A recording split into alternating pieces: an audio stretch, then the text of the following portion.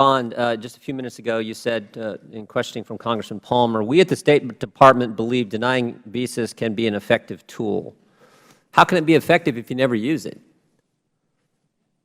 In 7.5 years, the past 7.5 years during the Obama administration, how many times have you used denying visas as one of those, quote, beliefs that it can be an effective tool?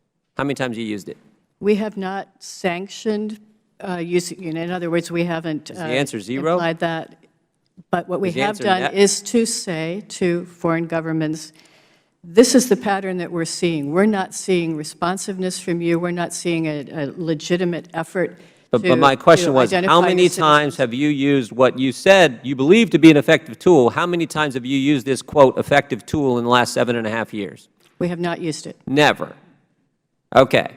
Now, is there any part of the statute you don't understand? On being notified that the government of a foreign country denies accepting an alien who is a citizen, subject, national, or resident of that country, the Secretary of State shall order consular offices in that country to discontinue granting visas. Any part of that you don't understand?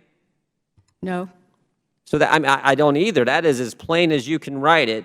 So in 7.5 years, this, quote, effective tool that you believe is so effective, you've never used it, even though the statute says you shall do it if, in fact, you're given notice that this is going on. Is it going on? Do we have, Mr. Ragsdale, do we have deportable aliens who've been released back onto U.S. streets because their home country refuses to repatriate them? Do we have that phenomena going on in the United States today? Yes, we do. And how many people are in that category? Let's say in the last, we'll stick with the same time frame. During the Obama presidency, in the last 7.5 years, how many people fall into that category? It's tens of thousands of people. Tens of thousands?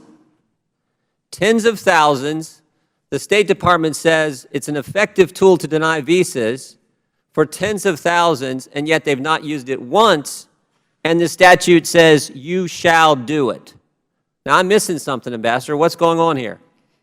The statute says that when the Secretary of Homeland Security informs the Secretary of State that he wants to trigger this sanction, we shall do so, and we shall.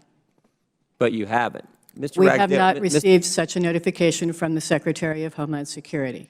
Well, it's about time. Mr. Ragsdale, how many of these thousands wound up doing some kind of violent offense against an American, some kind of violent crime? So there are criminal aliens in this group. There's no question about that. A lot? Hundreds? Thousands?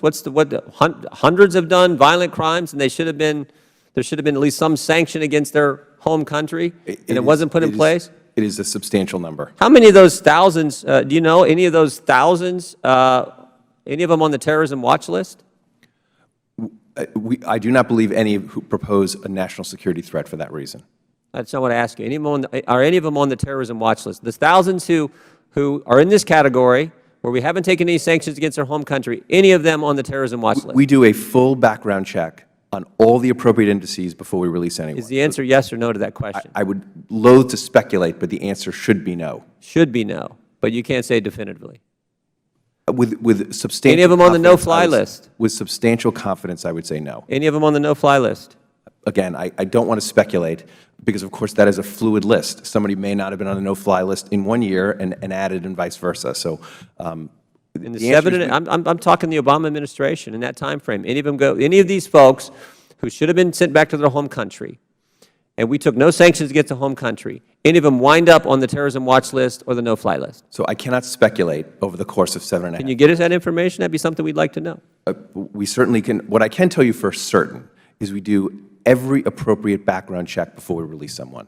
That I am certain of. So why aren't you giving notice to the State Department to do what the statute says? So as the Chairman noted, our Director has worked with Assistant Secretary Bond on ratcheting up on at least 4 countries with the potential for 243D sanctions, and we will work on that. But, you know, it's always we will work on it, we're looking at it, we're trying, all this wonderful talk.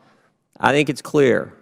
Statute is very clear. If the State Department believes it's an effective tool, then you got to tell them, you got to put them on notice so they can use the tool. I don't know if they will, but let's hope they would.